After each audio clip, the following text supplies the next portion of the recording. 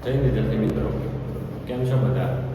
આશા છે કે મજામાં હશો અને તૈયારી સારી ચાલતી હશે. પરીક્ષાને કોન્સ્ટેબલની પરીક્ષાને 40 થી 45 દિવસનો સમય છે. પરીક્ષા નજીક આવતી હશે એમ તમને થોડી ચિંતા, થોડો ડર અને થોડું કન્ફ્યુઝન વધતું હશે.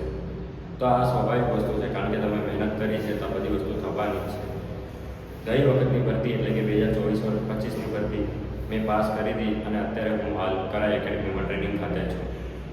આ તમારી જે સિચ્યુએશન છે same to same last year મારી પણ હતી, એટલે થોડું ટેન્શન રહેવાનું છે, એ વાત સ્વાભાવિક છે. પણ આ ટેન્શનમાંથી તમે બહાર આવો અને થોડું ઘણું તમને રાહત થાય અને એક સાચી દિશા મળે અને સાચી રણનીતિ મળે, જેનાથી તમને માર્ક્સ સારા આવે અને એક્ઝામમાં હેલ્પફુલ થાય, એના માટે આજે હું તમને ગાઈડ કરવાનો છું અને એના માટે જ આ વિડીયો બનાવું છું. તો વિડીયોનો આપણો મેઇન ટૉપિક શું હશે કે છેલ્લા જે આપણા દિવસો બાકી છે એમાં આપણે કઈ વસ્તુ પર ધ્યાન રાખવું અને શું ફોકસ કરવું. તો આજે આપણે એના પર ચર્ચા કરવાના છે. જો તમે ચેનલમાં નવા હો તો ચેનલ અત્યારે સબસ્ક્રાઈબ કરી દેજો. આપણી ચેનલ ઉપર 10,000 સબસ્ક્રાઈબર થવા આવ્યા છે, તો તમે જરૂરથી કરજો, એટલે આપણો પરિવાર મોટો બને અને આપણો વિડીયો દરેક મહેનતુ વિદ્યાર્થી સુધી પહોંચે. તો શરૂઆત આપણે કરશું કે પરીક્ષા નજીક આવી ગઈ છે અને હવે આપણે તૈયારી ઓલમોસ્ટ પતવા આવી છે, કદાચ થોડું ઘણું બાકી છે, તો શું કરવું જોઈએ? સૌથી પહેલી વાત એ રહેશે કે નવું વાંચવાનું બંધ કરી દો. તમે કોઈ બી નવું અત્યારે ટૉપિક વાંચવાનું ચાલુ કરો તો એ મારી સલાહ રહેશે કે બંધ કરી દો. આપણી જોડે ઓછા દિવસો છે તો જે વાંચ્યું છે એ જ વારંવાર વાંચો. ના નવી કોઈ બુક લાવો, ના નવી કોઈની નોટ્સ લો. હું તો કહું તો અત્યારે બધું જ નવું બંધ કરી દો. જે અત્યાર સુધી ચાલે એ જ વાંચ કરો, એ જ કરતા કરો. એ જ સિમ્પલ ભાષામાં કહીએ તો આને આપણે રિવિઝન કહેવાય. રિવિઝન શું કે તમે અત્યાર સુધી જે નોટ્સ બનાવી છે, જેટલી તમારા હાથે નોટ્સ બનાવી છે, કાં તો તમે કેવું અમુક લોકો નોટ્સ નથી બનાવતા હોતા, બુક વાંચતા હોય છે, તો તમે જે બુક વાંચી છે એની એ જ બુક વારંવાર વાંચો.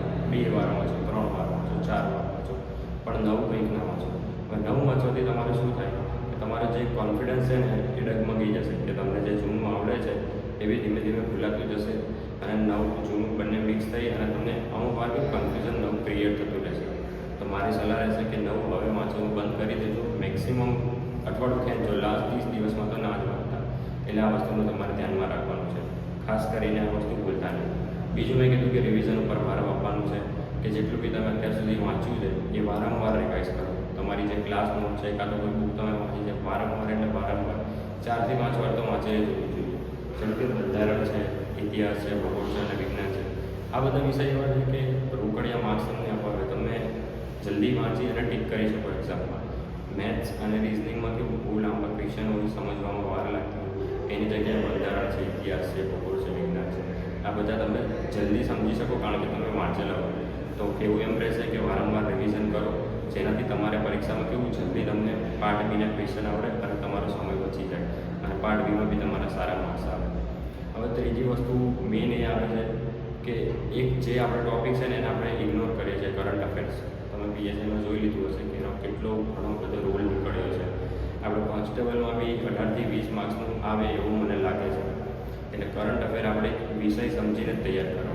કરંટ અફેર તૈયાર કરતી વખતે શું ધ્યાનમાં રાખવાનું કે જેમ કે અત્યારે કોઈ રમતગમત થઈ હોય તો બધું એનું ધ્યાન રાખી લેવાનું કે કઈ આવૃત્તિ છે, કે આ મેચ રમાય છે, પહેલી મેચ કોની વચ્ચે હતી, છેલ્લી મેચ કોણ હતી, કોણ જીત્યું, કોણ રનરઅપ છે, કેટલી ટીમ છે, ટીમ હોય તો કેટલા ખેલાડી છે, આવી બધી વસ્તુ. પછી બીજા એવોર્ડ્સ, કે કોઈને બી કંઈ બી એવોર્ડ મળ્યો હોય દરેક એવોર્ડ છેલ્લા 6 મહિનાના આપણે યાદ રાખવાના છે. એટલે જાન્યુઆરીથી વાંચશું તે એક્ઝામ સુધી 14 જૂન સુધી તમારે કરંટ અફેર વાંચવાનું છે. ત્રીજી વસ્તુ કે કોઈ નવી ટેકનોલોજી આવી હોય, કે ભાઈ નવી જગ્યાએ કોઈ ટ્રેન દોડાવી હોય, કાં તો કંઈ બી નવું પોર્ટલ લોન્ચ કર્યું હોય, કે કંઈ બી વસ્તુ હોમ મિનિસ્ટરે, પ્રધાનમંત્રીએ, કાં તો કોઈ સ્ટેટના સીએમ આવું કંઈ બી લોન્ચ કર્યું હોય ને તો એ તમારે ધ્યાનમાં રાખવાનું છે. પછી આવશે કે કોઈ બી નવી વસ્તુ, આમ કહેવાય ને કે યુદ્ધ ચાલતું હોય તો યુદ્ધમાં કયા કયા દેશો વચ્ચે ચાલે છે, આજુબાજુની સરહદો શું છે, એવું બધું તમારે ધ્યાનમાં રાખવાનું છે. એટલે કરંટ અફેરમાં કેવું ખાસ કરીને જે બી આજુબાજુમાં ચાલતું મેઇન જે હાઇલાઇટ ટૉપિક છે ને એ તમારે કરી દેવાના છે અને ડિટેલમાં કરવાના છે. 18 થી 20 માર્ક્સ છે ને એ તમારે એમના વેડફી નહીં દેવાના. એવું હોવું જોઈએ કે પૂરેપૂરા માર્ક્સ આવે. પહેલાં બી કરંટ અફેર પર 2 થી 3 વિડીયો નાના બનાવેલા છે અને આજે પાછું કહું છું કે આ વસ્તુને ઇગ્નોર ના કરતા, વારંવાર કરંટ અફેર રિવિઝન કરતા રહે.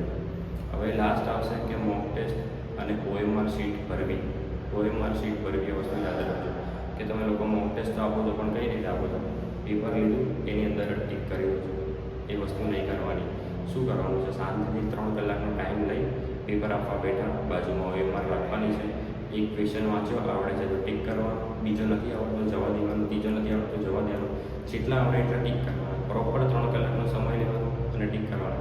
પછી શું કરવાનું, ચેક કરી લેવાનું પેપર કેટલા સાચા છે, કેટલા ખોટા છે, કેટલા છોડી દીધા. તમારા માર્ક્સ આવી ગયા પછી એનું એનાલિસિસ કરો, ક્યાં ભૂલ પડી છે એ ભૂલને સુધારવાનો પ્રયત્ન કરો. અને OMR તમારી ટાઈમમાં પતે છે કે નહીં, બધી વસ્તુનું ધ્યાન રાખો. નાની નાની વસ્તુ તમે ધ્યાનમાં રાખશો ને તો જ તમને આમ મોટી સફળતા મળશે. એટલે એ વસ્તુ ધ્યાન રાખજો.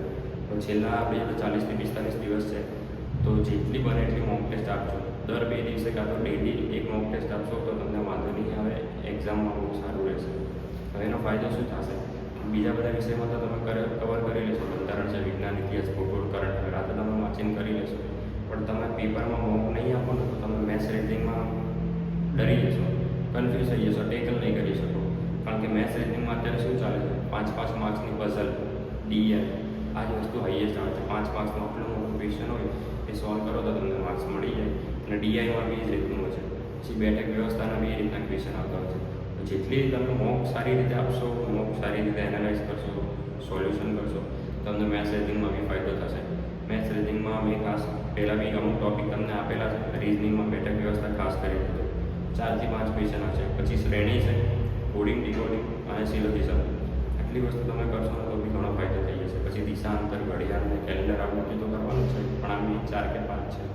અને DI અને પઝલ ખાસ કરજો. આટલું વસ્તુ તમે ધ્યાનમાં રાખજો. ઓલમોસ્ટ તમને એક્ઝામમાં જે ખાસ કરવાનું છે એટલી વસ્તુ મેં તમને કહી દીધી છે. પણ એનાથી બી વધારે ઇમ્પોર્ટન્ટ વસ્તુ છે કે તમને આવડતું હોય છે છતાં બી માર્ક્સ ના આવતા હોય તે વસ્તુ છે કે એક સેલ્ફ કોન્ફિડન્સનો અભાવ, કે તમે પોતાના પર ટ્રસ્ટ નથી રાખતા કે હું કરી શકીશ.